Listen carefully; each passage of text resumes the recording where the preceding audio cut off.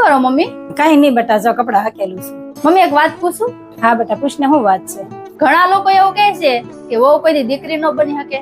અરે બેટા, જ્યાં સુધી ઘરની વહુ ને દીકરી ન માનીએ ત્યાં સુધી ઘરની વહુ દીકરી કેમ બને? વહુ કોઈ દી એના પિયર માંથી બધું શીખી નથી આવતી. એ તો ઘરનું વાતાવરણ જ એને એવું બનાવી દેશે એટલે વહુ બધાને ખરાબ લાગે છે. વહુના દરેક કામમાં એની ભૂલ કાઢશે ને એને ટોકશે. જ્યારે હોય ત્યારે પોતાના વહુની સરખામણી બીજાની વહુ હારે કરશે. આની વહુ હારી છે ને ઓલાની વહુ હારી છે. પોતાની વહુની પંચાયત પોતાની દીકરી હારે રહેશે એની હારે કરશે અને વહુના પેરિયા વાળાને રોષટોણા મારશે. આટલું બધું કર્યા પછી વિચારે વહુ મારી સેવા કરશે. એવું નથી વિચારતા કે ગટપણમાં બીમાર પડશું તો સેવા કરવા ઘરની વહુ જ કામ આવશે, નહીં કે પાડોશી કે હારે ગયેલી દીકરી.